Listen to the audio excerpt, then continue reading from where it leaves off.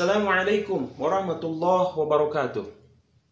Alhamdulillahilladzi bi ni'matihi tatimmus shalihat. Assalatu wassalamu ala sayyidina Muhammadin sayyidis sadat wa ala alihi wa ashabihi an-nujum min ayrat. Rabbi israh li sadri wa yassir li amri wahlul 'uqdatam min lisani yafqahu qawli, amma ba'd. Berjumpa kembali dengan saya di channel Ajotea, teman-teman semua, para subscriber semua yang sudah hadir di video ini. Saya ucapkan selamat datang di channel saya ini. Mudah-mudahan channel saya ini akan membahas sesuatu yang akan mencerahkan keilmuan Anda di dalam berislam.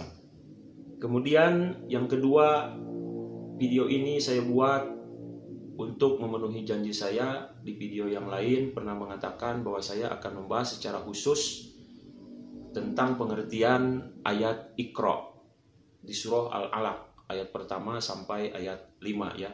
Tapi yang saya akan bahas sekarang ini adalah di ayat pertamanya dulu, yaitu pengertian bacalah, Iqra. Kenapa saya harus membahas ini? Karena saya sekaligus untuk membantah mereka-mereka orang-orang Kristen yang dimanapun setiap perdebatan mereka menuduh dan menfitnah bahwa Nabi itu memang keadaannya adalah manusia yang buta huruf. Tidak bisa disalahkan juga karena memang sejarah yang beredar pada zaman ini, yang beredar di kalangan umat-umat Islam, di kitab-kitab, di hadis-hadis, karena memang mengatakan, bahkan di Al-Quran itu sendiri mengatakan bahwa Nabi itu adalah ummi. Khususnya Anda bisa buka kalian teman-teman semua di surat Al-A'raf ya. Kalau tidak salah ayat 157, di situ dikatakan bahwa memang ada kalimat al-ummi, yaitu yang buta huruf. Namun sebelum saya masuk ke dalam pembahasannya tentang masalah ummi, terlebih dahulu saya ingin membahas tentang soal Iqra dulu ya. Dari ayat pertama kali yang diturunkan kepada Nabi Muhammad SAW di Gua Hira dari Allah melalui Jibril kepada Nabi Muhammad SAW. Kita bacakan ayatnya. Yang pertama itu adalah Iqra. Mudah-mudahan Allah memberikan petunjuk kepada saya, memberikan hidayah untuk menjelaskan ayat ini. Iqra. Saya berani mengatakan bahwa Nabi Muhammad SAW itu tidak buta huruf. Dari mana dasarnya?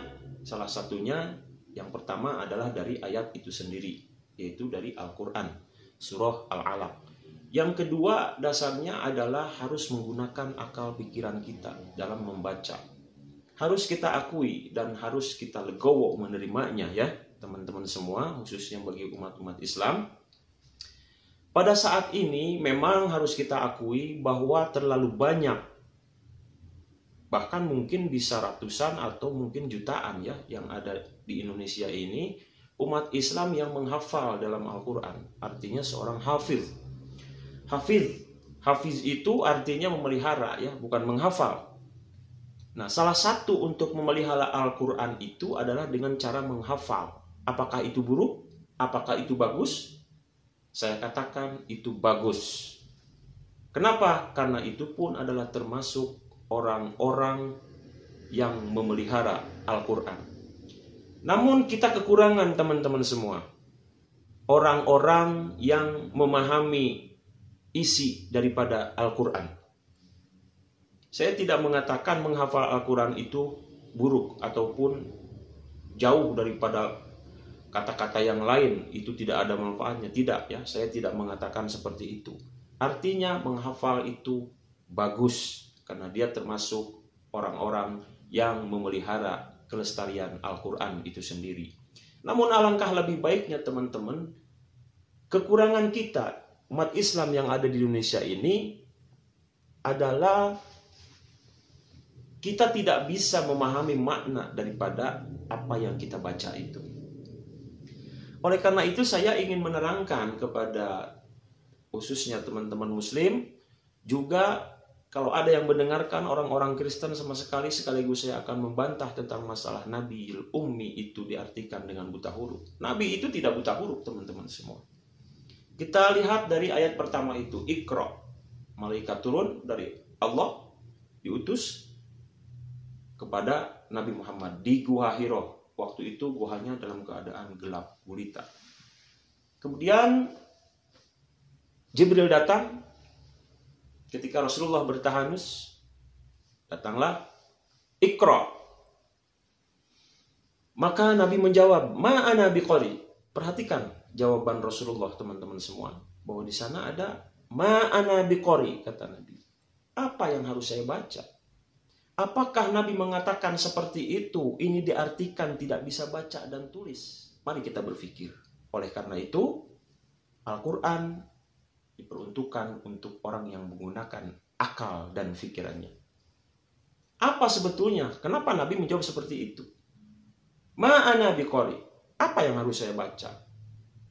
Karena teman-teman semua, ketika Rasulullah menjawab seperti itu, malaikat yang turun dari langit itu tidak menyodorkan sebuah benda ataupun lembaran kertas atau tulisan yang ada tulisannya. Tidak. Akan tetapi, dia menyampaikannya melalui suara. Diperdengarkannya kepada Rasulullah. Dan Rasulullah mendengarnya. Iqra. Maka ketika itu Rasulullah tidak mengerti. Belum mengerti. Apa yang harus saya baca? Karena memang Jibril tidak memberikan satu kertas, satu lembar kertas, ada tulisannya di sana, ini bacalah. Bukan begitu. Kalaupun ada malaikat Jibril membawa tulisan dari langit, dengan selembar kertas dan di situ ada tulisannya, teman-teman semua. Lagi pula wajar Rasulullah tidak bisa membaca. Apa yang harus saya baca? Karena memang kondisinya di gua itu, waktu itu sedang gelap gulita. Jadi apakah yang harus kita baca? Apa yang harus Nabi baca? Umpamanya teman-teman semua disuruh membaca oleh orang tua teman-teman semua di dalam kamar yang keadaannya gelap. Lampunya dipadamkan. Apakah Anda bisa membaca? Ya tentu tidak dong jawabannya. Makanya Nabi mengatakan apa yang harus saya baca? Pertama, satu, tidak kelihatan karena memang kondisinya gelap. Yang kedua, karena memang Jibril tidak membawa satu lembar kertas dengan tulisan. Karena memang pada waktu itu mungkin bisa jadi kertas belum ada ya. Apalagi misalkan memang benar-benar bahwa Jibril itu membawa satu lembar, misalkan dari kulit kah, apakah dari pelepah kurma kah, atau mungkin bisa jadi dari batu, tulisan-tulisan dari batu seperti yang sebuah loh seperti yang diwahyukan kepada Musa misalkan tentang 10 perintah Allah itu. Tidak seperti itu teman-teman. Berbeda dengan Nabi Muhammad itu tidak diturunkan dengan melalui satu lembar kertas yang di kertas itu ada tulisannya, tidak. Kalaupun itu ada, pasti Rasulullah akan menjawab ma'ana biqari. Makanya setiap berulang-ulang Rasulullah mengatakan itu, menjawab itu, bukan artinya bahwa Rasulullah itu tidak bisa membaca dan menulis. Tidak boleh diartikan seperti itu. Artinya apa yang harus saya baca ini karena memang Jibril tidak membawa sesuatu tulisan. Dia menyampaikan melalui suara dan kemudian Rasulullah mendengarkan dan kemudian itu diikuti. Ternyata setelah Rasulullah mengerti bahwa yang harus dibaca itu adalah sampai 3 kali kan direngkuhnya oleh Jibril itu, kemudian disuruh bacanya lagi, Rasulullah masih belum mampu. Sampai ke-3 kali dan ke-4 kalinya baru Rasulullah mengerti bahwa yang harus dibaca oleh Rasulullah Nabi itu adalah baca lingkungan Anda. Bacalah diri Anda sendiri. Bacalah keluarga Anda. Bacalah masyarakat yang ada di kota Mekah. Bacalah bagaimana pergaulan mereka. Bacalah bagaimana akhlak-akhlak mereka. Bacalah bagaimana mereka bertetangga. Karena pada waktu itu masa zaman jahiliyah di kota Mekah itu. Kebodohan tersebar di mana-mana. Apalagi kalau Anda mengartikan bahwa Umi itu adalah bodoh, buta huruf, tidak bisa baca dan tulis, itu sangat keliru sekali teman-teman.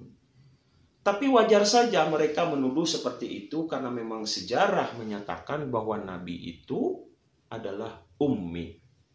Bahkan Al-Quran sendiri menyatakan bahwa Nabi adalah ummi. Nah itu yang pertama teman-teman ya. Jadi Iqra itu tidak boleh diartikan dengan baca. Artinya baca di situ adalah baca lingkungan, baca kondisi, baca bagaimana keadaan saat ini masyarakatmu. Dan itu harus engkau benarkan dan itu harus engkau luruskan. Engkau harus ajarkan kepada mereka masyarakat yang dalam keadaannya seperti itu di masa jahiliyah. Dan ini merupakan suatu tugas. Tapi ketika itu Rasulullah tidak langsung diberikan tugas, hanya disuruh untuk membaca. Membaca apa? Membaca lingkungan, membaca kondisi masyarakat seperti apa. Tugasnya belum diberikan ketika itu di Gua Hiro tentang masalah turunnya ayat-ayat Al-Quran di Gua Hiro pertama kali. Nah, itulah maknanya Iqra, teman-teman semua. Lalu bagaimana dengan makna ummi? Makna ummi di surah Al-A'raf itu ada ditulis ayat 157 kalau tidak salah. Kalau enggak saya bacakan ya. Saya bacakan di sini, sudah saya siapkan bahwa di surah Al-A'raf ayat 157 kalau tidak salah saya bacakan. Di sini teman-teman semua. A'udzu billahi minasy syaithanir rajim. Bismillahirrahmanirrahim. Alladzina yattabi'una ar-rasula an-nabiyyal ummiyya alladzina yajidunahu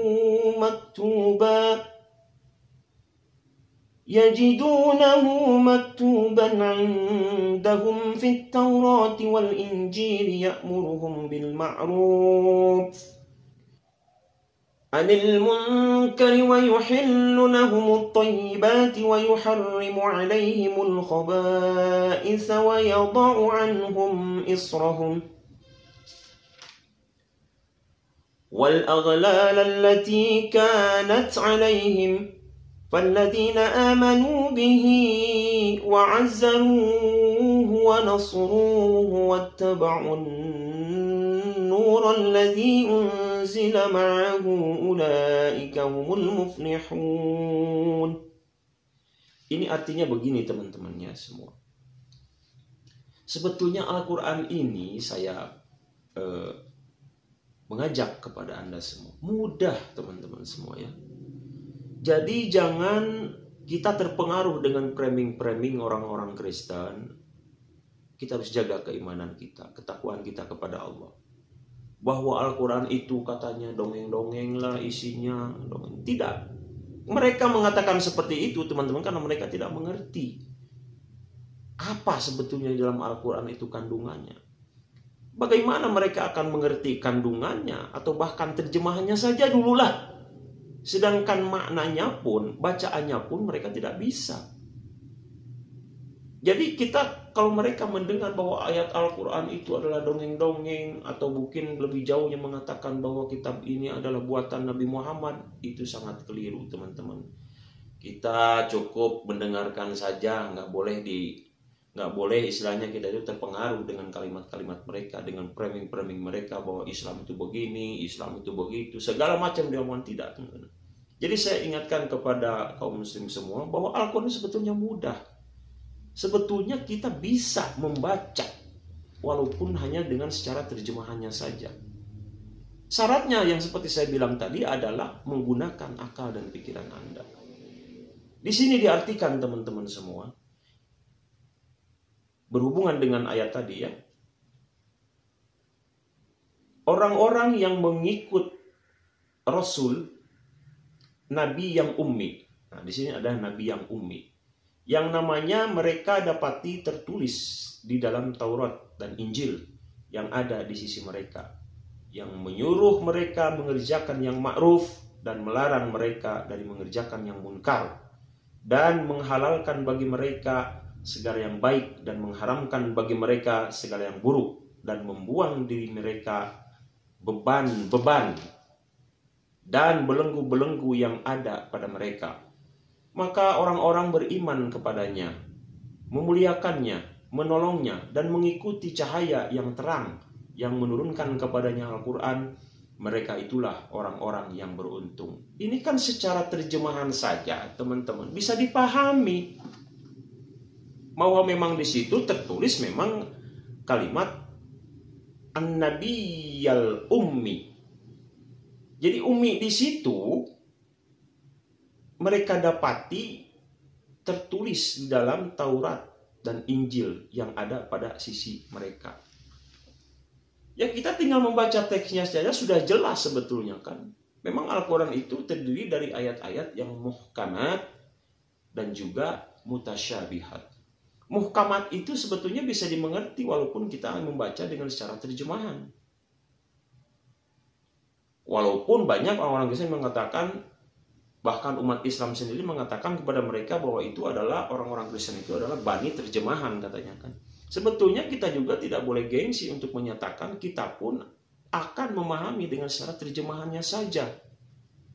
Belum lagi kita masuk nanti ke dalam ayat-ayat yang mutasyabihah sebagai yang membutuhkan penjelasan-penjelasan lebih mendalam. Itu yang mutasyabihat. Tapi kalau yang muhkamat itu sebetulnya gampang untuk dimengerti teman-teman. Syaratnya satu, harus menggunakan akal dan pikiran Anda. Mudah. Kalaupun mereka mengatakan seperti itu, ya masih mending kami dong. Kami ini banyak para hafiz. Kalimat-kalimat aslinya, kata-kata aslinya, itu kita sudah bisa membaca, bahkan menghafalnya, seperti yang saya bilang tadi. Ratusan, jutaan, atau mungkin ratusan ribu orang telah menghafal Al-Quran di Indonesia ini. Itu kata aslinya. Dengan bahasa aslinya. Dia hafal loh.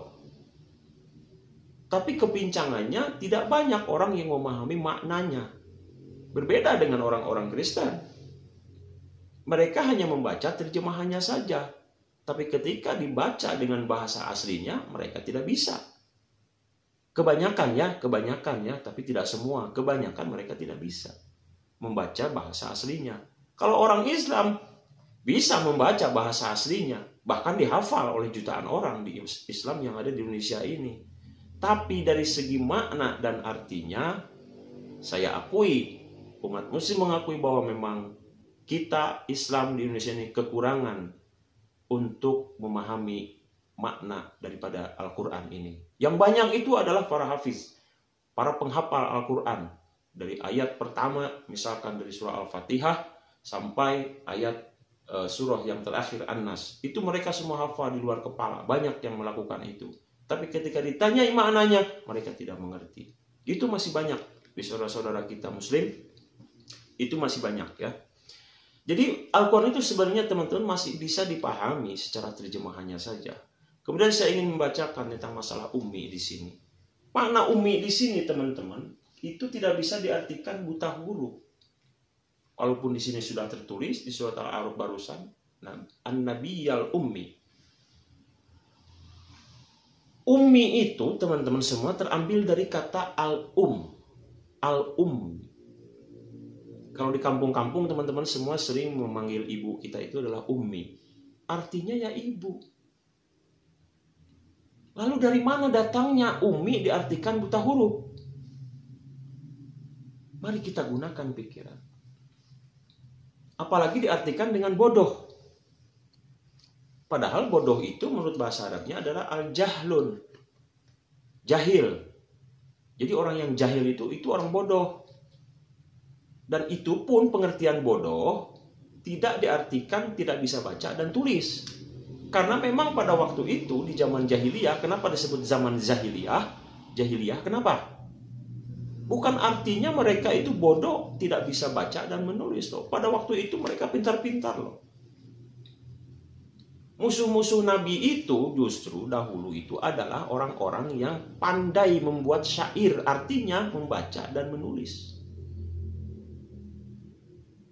Bahkan Al-Quran itu sendiri menjadi saingan terbesarnya bagi para penyair-penyair itu yang ketika itu ada di Makkah.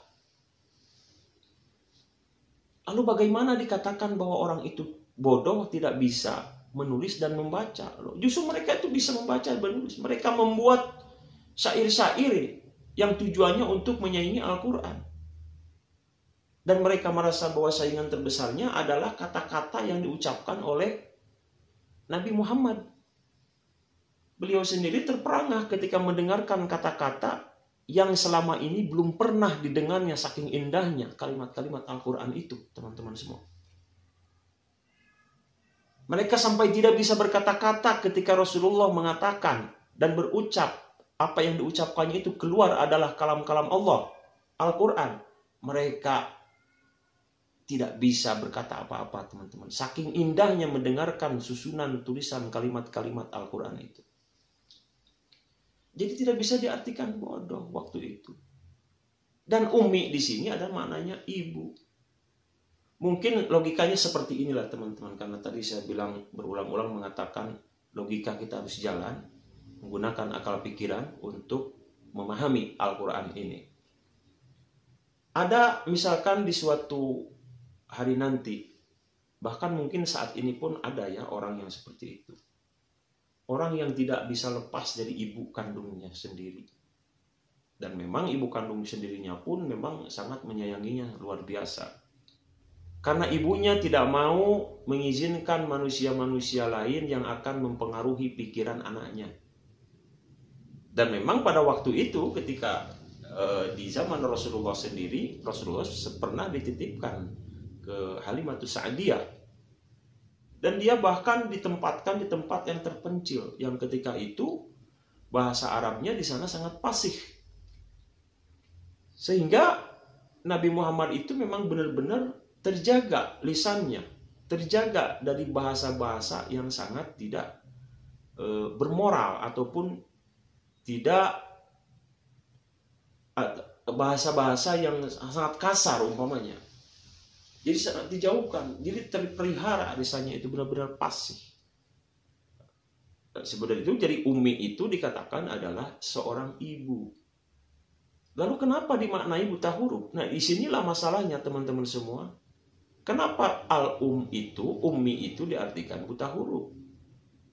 Jadi ini tidak terlepas dari sejarahnya. Kenapa umat Islam menyangka bahwa ummi itu dalam setiap sejarahnya diartikan dengan buta huruf. Ternyata sejarahnya itu seperti tadi teman-teman semua. Dan maknanya juga seperti ini yang kedua. Ummi itu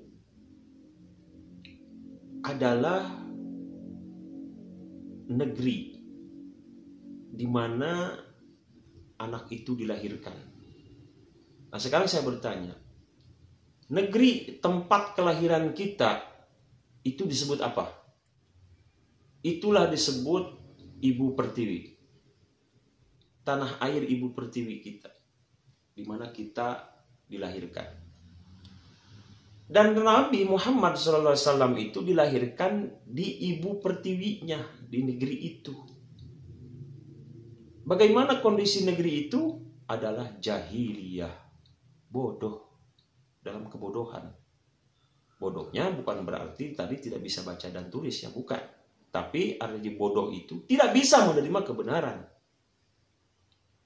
Rasulullah telah menyampaikan kebenaran itu, tapi mereka mendengarnya, tapi mereka tidak bisa mendengar. Mereka melihatnya, bukti bahwa Nabi itu telah datang, tapi mereka menutupnya. Sehingga tidak bisa melihat. Itulah maknanya. Dan Nabi itu dibangkitkan, diutus kepada negeri yang penduduknya itu adalah ummi. Dilahirkan juga adalah di tanah ummi.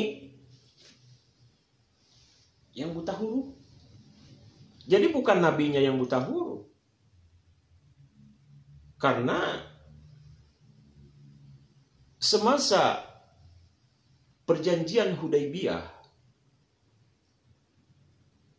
Rasulullah di situ pernah mencantumkan namanya di sana, atau bukan namanya, istilahnya perjanjian Hudaybiyah itu atas nama, di bawahnya ada Rasulullah. Kemudian kelompok orang-orang musyrikin Mekah itu tidak setuju bahwa Rasulullah itu dicantumkan di bawahnya, yang menyetujui perjanjian itu yang ditulis oleh Sayyidina Ali. Kalau tidak salah itu yang tidak setuju itu adalah Suhail, ya. Suhail. Kemudian karena Suhail itu tidak setuju, lalu Rasulullah menghapusnya. Kata Rasulullah kepada Sayyidina, hapuslah itu wahai Ali, dan gantilah dengan Ibnu Abdillah. Artinya anak seorang hamba Allah. Yaitu Rasulullah sendiri maksudnya. Karena dia tidak setuju, sangat riskan katanya mendengar kata-kata Rasulullah di sana. Ya udah, tidak apa-apa. Lalu Rasulullah menghapusnya kalimat itu. Berarti kan Rasulullah itu bisa baca dan tulis. Bahkan beliau pernah mengeja kata kafir. Kafir itu dieja terdiri dari huruf kaf, fa, dan ro. Rasulullah ketika memecahkan kalimat itu, dipisahkan kalimat-kalimatnya atau huruf-hurufnya, berarti kan Rasulullah tahu huruf baca. Karena memang ketika itu adalah orang-orang musyrikin Mekah itu terkenal dengan para penyair-penyairnya. Dan perjanjian Hudaybiyah itu membuktikan bahwa Rasulullah itu sebetulnya bisa membaca dan menulis. Tapi kenapa ditutupi sejarah selama ini? Karena alasannya banyak umat Islam juga yang mengatakan di sejarah-sejarah bahwa itu untuk menghilangkan prasangka mereka bahwa Al-Quran itu adalah karangan Muhammad. Jadi tujuannya itu positif. Ini tertulis loh di Al-Quran. Saya akan menerangkannya kepada Anda. Kalau tidak salah ini ada di surah Al-Ankabut. Ya. Di surah Al-Ankabut Allah menyatakan, surah Al-Ankabut ayat 48. Teman-teman, coba dibuka di situ ya. Di sini tertulis, akan saya bacakan.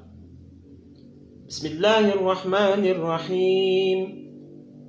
Wa ma kunta tatlu min qablihi min kitabin wa la takhutuhu biyaminik.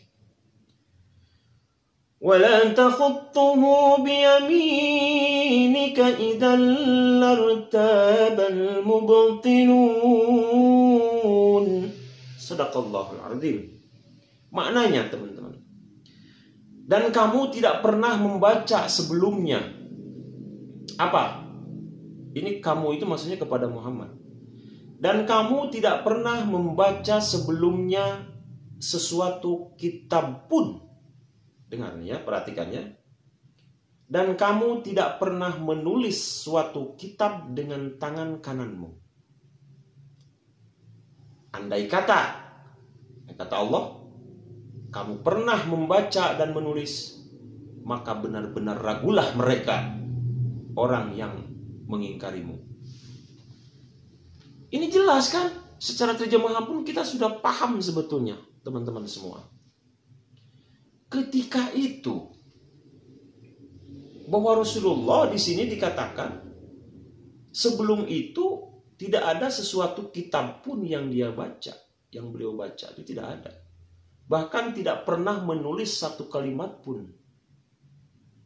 Ini loh di dalam surat Al-Ankabut ya, tolong dibuka nanti ayat 48. Tapi di sini kenapa tidak menggunakan kalimat ikra, kata ikra? Tapi di sini dikatakan kalimatnya ditulis dengan kata tatlu min qablihi. Seharusnya kan di sini wa ma kunta ikra. Itu kan? Tapi di sini ditulisnya dengan wa ma kunta tatlu min qablihi min kitab wa la takhutuhu biyaminik. Idzal lartabal mubtilun. Jadi Rasulullah itu sebelumnya tidak pernah membaca suatu kitab apapun dan menulis suatu kalimat-kalimat apapun, tidak pernah. Artinya di sini bukan membaca seperti yang saya terangkan tadi, bukan membaca buku ini. Dan itu juga dikuatkan dengan kalimat tadi, tatslu dengan ikra itu berbeda. Ya, jangan samakan. Qara'a itu artinya bacaan. Tatslu itu bukan hanya membaca. Akan tetapi tatslu itu terambil dari kata tala. Tala itu artinya mengikuti. Ya. Seperti satelit bumi ini, bulan. itu selalu setia mengikuti. Kemana bumi berputar, dia akan selalu mengikuti bumi itu. Seperti satelit. Artinya, setelah kita membaca Al-Quran, maka Anda harus mengikuti. Apa maknanya? Ikuti bacaan itu. Itu tatslu. Makanya di sini seharusnya maknanya adalah, ini bukan berarti menghilangkan, menafikan makna yang di sini yang tertulis ya. Artinya bukan. Tapi secara pengertian dari segi bahasa, dari sinilah butuh keilmuan Al-Quran. Secara khusus bahasa, ilmu bahasa itu harus tahu. Jangan asal mengartikan. Ya, saya peringatkan kepada orang-orang Kristen, ini khususnya nih, jangan sembarangan mengartikan Al-Quran kalau Anda tidak mempunyai ilmunya. Jangankan Anda, orang-orang Kristen, kami pun orang-orang Muslim belum tentu paham semuanya ini tentang masalah ini.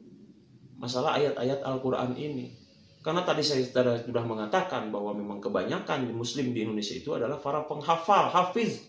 Menghafal dari surat Al-Fatihah sampai surat yang terakhir An-Nas. Tapi ketika ditanyai maknanya, mereka ngebudeg, tidak tahu. Tapi tidak semua ya, ada juga sebagian kalangan-kalangan yang memang faham terhadap Al-Quran, makna, arti, dan isinya, bahkan kandungannya. Baik dari segi bahasanya, balagoh, mantek, bayan, nahu, sorob. Itu semua mereka sudah kuasai. Tapi itu tidak jaminan juga. Tetap jaminannya adalah gunakan akal pikiran. Karena secara terjemahan pun sebetulnya kita harus mengerti. Jadi tatslu, tala itu artinya mengikuti. Jadi di sini saya boleh mengatakan bahwa dan kamu tidak pernah mengikuti sebelumnya sesuatu kitab pun. Jadi begitu teman-teman. Sebelumnya Anda tidak pernah mengikuti sesuatu kitab pun. Maknanya adalah beliau Rasulullah tidak pernah mengikuti ajaran-ajaran yang ada di kitab-kitab sebelumnya. Baik itu Taurat, baik itu Injil, baik itu Zabur. Rasulullah tidak membuka kitab itu dan tidak pernah mengikuti ajarannya. Artinya itu, tidak pernah membaca suatu kitab pun, tidak pernah mengikuti isi ajarannya pun, tidak pernah. Sebelum Al-Quran itu diturunkan. Yang beliau baca, yang beliau ajarkan adalah kitab Al-Quran saja. Mencoba beliau ajarkan. Itu maknanya teman-teman semua.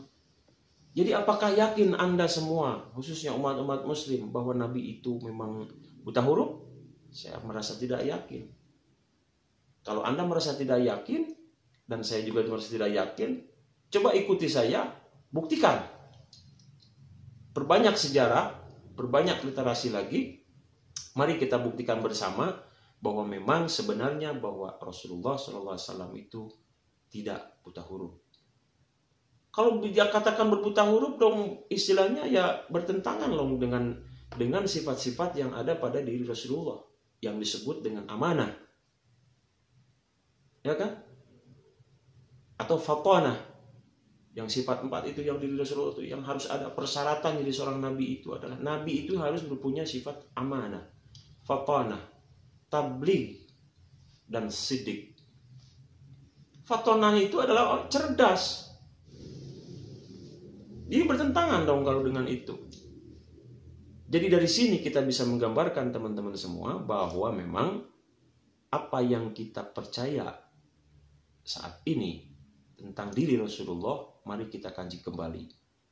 Mari kita kaji kembali. Saya tidak merasa benar, tapi ini untuk kajian kita bersama sebagai seorang muslim supaya kita bisa menjawab ketika mereka memfitnah kita.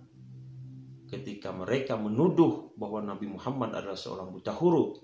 Ketika mereka memfitnah bahwa Nabi adalah seorang Nabi yang tidak cerdas, bodoh.